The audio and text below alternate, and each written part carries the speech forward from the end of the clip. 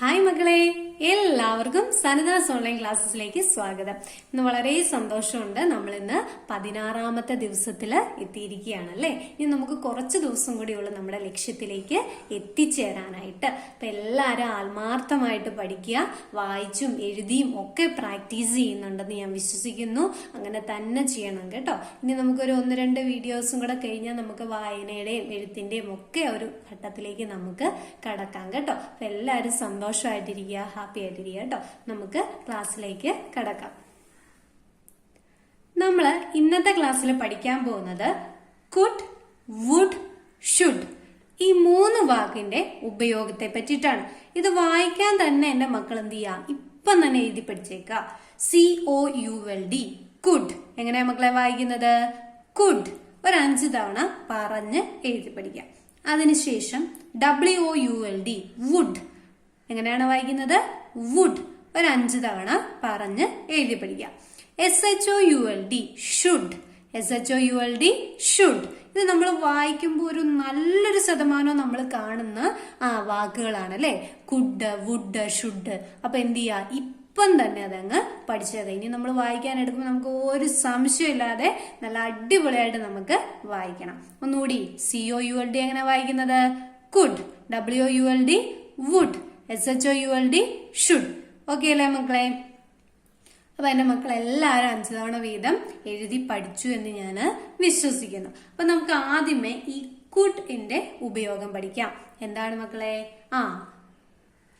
കുഡിന്റെ ഉപയോഗം 2 കാര്യത്തിലാണ് പ്രധാനമായിട്ടും വരുന്നത്. എന്താണ്? ഒരു പോസിബിലിറ്റിനെ കാണിക്കാൻ, ഒരു സാധ്യതയെ കാണിക്കാൻ വേണ്ടി നമ്മൾ കുഡ് ഉപയോഗിക്കുന്നു. അല്ലെങ്കിൽ ഒരു പൊളൈറ്റ് റിക്വസ്റ്റ്. ഇങ്ങനെയാണ് ഒരു പൊളൈറ്റ് ആയിട്ടുള്ള അല്ലെ, ഒരു ബഹുമാനത്തോട് കൂടിയിട്ടുള്ള ഒരാളെ നമ്മൾ ചോദിക്കുന്ന ആളെ നമ്മൾ റെസ്പെക്ട് ചെയ്തുകൊണ്ടായിരിക്കും നമ്മുടെ ആ ചോദ്യം വരിക.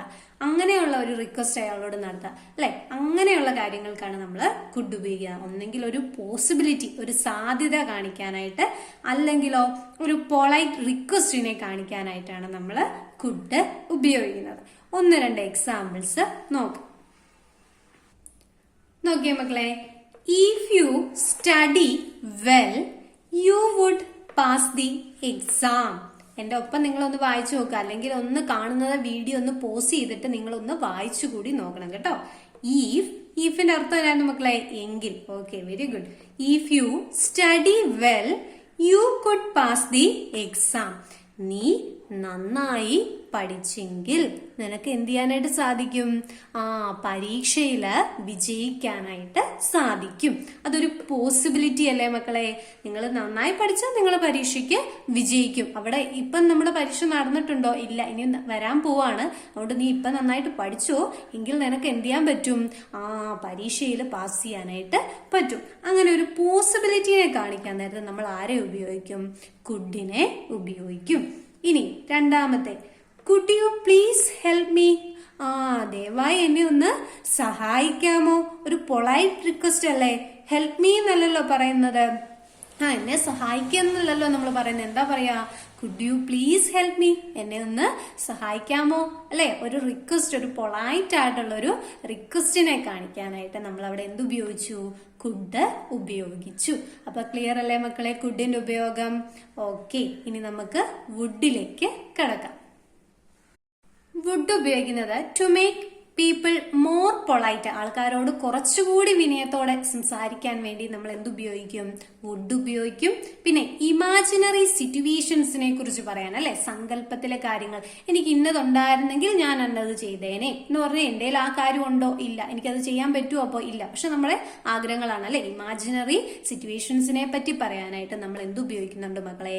വുഡ് ഉപയോഗിക്കുന്നുണ്ട്. ആൾക്കാരോട് കുറച്ചുകൂടി വിനയത്തോടെ. ഇപ്പൊ നമ്മൾ നമ്മുടെ ഫ്രണ്ട്സിനോട് ഒരു കാര്യം ചോദിക്കുന്ന രീതിയിലായിരിക്കും നമ്മൾ നമ്മുടെ ടീച്ചറിനോട് ഒരു കാര്യം ചോദിക്കുക. ഇല്ല, വ്യത്യാസം കാണും അല്ലെ. അവിടെ കുട്ടികളോട്, നമ്മുടെ ഫ്രണ്ട്സിനോട് ചോദിക്കുമ്പോൾ ഒരു വിനയത്തോടെ ചോദിക്കാം. നമ്മുടെ അധ്യാപകരോട് ചോദിക്കാൻ നമ്മൾ കുറച്ചും കൂടി വിനയത്തോടെ, ബഹുമാനത്തോടെ ചോദിക്കാം. അപ്പൊ മോർ പൊളൈറ്റ് ആയിട്ട് സംസാരിക്കാൻ വേണ്ടി നമ്മൾ വുഡ് ഉപയോഗിക്കുന്നു. പിന്നെ ഇമാജിനറി സിറ്റുവേഷൻസിനെ പറ്റി പറയാനായിട്ടും വുഡ് ഉപയോഗിക്കുന്നു. ഇനി ഇതിന്റെ എക്സാമ്പിളിലേക്ക് കടക്കാം. Would you pass the salt please. ദയവായിട്ട് ആ സാൾട്ട് ആ ഉപ്പൊന്ന് പാസ് ചെയ്യാമോ എന്ന് ചോദിക്കുന്നു. അപ്പൊ കുറച്ചുകൂടെ എന്താ മക്കളെ വിനയമായി അല്ലെ. നമ്മളൊരു ഫംഗ്ഷൻ ഒക്കെ പോയി കഴിയുമ്പോൾ നമ്മൾ വളരെ വിനയത്തോടെയല്ലേ ആൾക്കാരോട് സംസാരിക്കുക. Okay, would you pass the salt please. ഇനി രണ്ടാമത്തെ ഇമാജിനറി സിറ്റുവേഷൻ എക്സാമ്പിൾ ആണ്. If I had a car I would drive around the world. എനിക്കൊരു കാർ ഉണ്ടായിരുന്നെങ്കിൽ ഞാൻ എന്ത് ചെയ്യുമായിരുന്നു? ഈ ലോകം മൊത്തം കറങ്ങുമായിരുന്നു, ഡ്രൈവ് ചെയ്യുമായിരുന്നു എന്നാണ് അർത്ഥം വരുന്നത് അല്ലെ. അപ്പൊ എന്താണ്, ഇപ്പൊ എനിക്ക് കാർ ഉണ്ടോ? ഇല്ല. അതുകൊണ്ട് എനിക്ക് എന്ത് ചെയ്യാനും പറ്റത്തില്ല, റൗണ്ട് ചെയ്യാനും പറ്റത്തില്ല. പക്ഷെ അതിന്റെ ഒരു ഇമാജിനറി സിറ്റുവേഷൻ ആണ് അല്ലെ. ഉണ്ടായിരുന്നെങ്കിൽ ഞാൻ ഇന്നത് ചെയ്തേനെ എന്ന് കാണിക്കാൻ വേണ്ടിയിട്ടാണ് ഉപയോഗിക്കുന്നത്. ഓക്കെ അല്ലെ മക്കളെ. നമ്മൾ പഠിച്ച ഹാർഡ് ഉണ്ട്, വുഡ് ഉണ്ട് അല്ലെ. കുറെ വാക്കുകൾ നമ്മൾ പഠിച്ചതൊക്കെ വരുന്നുണ്ട്. പിന്നെ അറൗണ്ട് ഒക്കെ വായിക്കാൻ ശ്രമിച്ചോ മക്കളെ.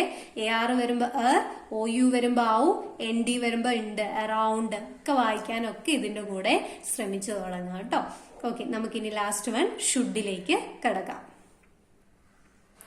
ഷുഡ് നമ്മൾ ഉപയോഗിക്കുന്ന ഒരു റെക്കമെൻഡേഷനെ കാണിക്കാനായിട്ട്, അല്ലെങ്കിൽ ഒരു ഒപ്പീനിയൻ, എന്റെ അഭിപ്രായം ഇന്നതാണ് എന്ന് കാണിക്കാനായിട്ട്. അല്ലെങ്കിൽ നമുക്ക് എന്ത് ഉപയോഗിക്കാം മക്കളെ? നടക്കുമെന്ന് ഉറപ്പുള്ള കാര്യങ്ങൾ പറയാനായിട്ട്. നടക്കുമെന്ന് ഉറപ്പുള്ള കാര്യങ്ങൾ പറയാനായിട്ട് നമ്മൾ എന്ത് ഉപയോഗിക്കും? എന്താണ്? ഷുഡ് ഉപയോഗിക്കും. നമുക്കൊരു കാര്യം നടക്കുമെന്ന് ഉറപ്പാണ്, അപ്പൊ നമ്മൾ എന്ത് ഉപയോഗിക്കും? ഷുഡ് ഉപയോഗിക്കും. നമുക്കിവിടെ കുഡിനും വുഡിനും ഒരു വിനയം, ഒരു പൊളൈറ്റ്നെസ് ഉണ്ടായിരുന്നുവെങ്കിൽ ഷുഡ് വരുമ്പോ അതെന്താ മക്കളെ ഉണ്ടായിരുന്നു വരത്തില്ല. യു ഷുഡ് ഡു ഇറ്റ്, നീ അത് ചെയ്യണം എന്ന് നമ്മൾ പറയുമ്പോൾ അതൊരു കമാൻഡും കൂടെ ആയി മാറും അല്ലെ. യു ഷുഡ് ഡു ഇറ്റ്, നീ അത് ചെയ്യണം അല്ലെ. അത് പറഞ്ഞാൽ അത് ചെയ്തേ പറ്റുള്ളൂ. അതിൻ്റെ അകത്ത് പ്രത്യേകിച്ച് മാറ്റമൊന്നുമില്ല, അത് നടക്കും എന്ന് നമുക്ക് ഉറപ്പുണ്ട്. അപ്പൊ അതിലൊരു കുറച്ചും കൂടെ എന്താ മക്കളെ, ചെയ്യണം എന്ന് ഉറപ്പിച്ച് പറയുന്ന കാര്യത്തിന്റെ ഒപ്പം നമ്മൾ എന്ത് ഉപയോഗിക്കും? ഷുഡ് ഉപയോഗിക്കും. ഇനി നമുക്ക് എക്സാമ്പിളിലേക്ക് കിടക്കാം. ഓക്കെ, നോക്കിയ മക്കളെ. I should go now. I should go now, എനിക്ക് ഇപ്പോൾ തന്നെ പോകണം അല്ലെ. You should take some rest, നീ എന്ത് ചെയ്യണം? കുറച്ച് റെസ്റ്റ് എടുക്കണം. ഞാൻ നിന്നോട് ഒരു ഒപ്പീനിയൻ പറയാണ്, എന്റെ ഒപ്പീനിയൻ ആണ്. You should take some rest, നീ ഉറപ്പായിട്ടും എന്ത് ചെയ്യണം? കുറച്ച് റെസ്റ്റ് എടുക്കണം. അപ്പൊ റെക്കമെൻഡേഷൻ ആയിട്ട് അതിനെ വേണമെങ്കിൽ കാണാം, അല്ലെങ്കിൽ ഒരു ഒപ്പീനിയൻ ആയിട്ടും കാണാം അല്ലെ. ഐ ഷുഡ് ഗോ നൗ, എനിക്കിപ്പം പോണം അല്ലെ, ഉറപ്പാണ്. ഇറ്റ് ഷുഡ് റെയിൻ, അത് ഇപ്പം തന്നെ മഴ പെയ്യും എന്നിങ്ങനെ ഉറപ്പിനെ കാണിക്കാൻ വേണ്ടിയിട്ടാണ് നമ്മൾ ഷുഡ് ഉപയോഗിക്കുന്നത്. അപ്പൊ നമുക്കൊന്ന് സമ്മറൈസ് ചെയ്യാം മക്കളെ.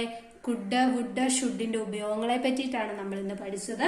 കുഡ് ആകുമ്പോ എന്താ മക്കളെ, ഒരു പോസിബിലിറ്റിനെ കാണിക്കാനായിട്ടോ അല്ലെങ്കിൽ ഒരു പൊളൈറ്റ് റിക്വസ്റ്റിനെ കാണിക്കാനായിട്ടോ നമ്മൾ കുഡ് ഉപയോഗിക്കും. വുഡിന്റെ കാര്യത്തിലേക്ക് വന്നപ്പോ കുറച്ചും കൂടെ പൊളൈറ്റ്നെസിനെ കാണിക്കാനും ഇമാജിനറി സിറ്റുവേഷൻ പറയാനും ഒക്കെ നമ്മൾ വുഡ് ഉപയോഗിക്കും. ഷുഡ് ആണെങ്കിൽ റെക്കമെൻഡേഷനോ ഒപ്പീനിയനോ നടക്കുമെന്ന് ഉറപ്പുള്ള കാര്യങ്ങൾ പറയാനായിട്ടൊക്കെയാണ് നമ്മൾ എന്ത് ഉപയോഗിക്കുക മക്കളെ? ഷുഡ് ഉപയോഗിക്കാനായിട്ട്. പിന്നെ ഞാനത് ചെയ്യണോ എന്ന് ചോദിക്കണമെങ്കിലോ ഒക്കെ നമുക്ക് എന്ത് ഉപയോഗിക്കാം? ഷുഡ് ഉപയോഗിക്കാം. ക്ലിയർ അല്ലേ മക്കളെ?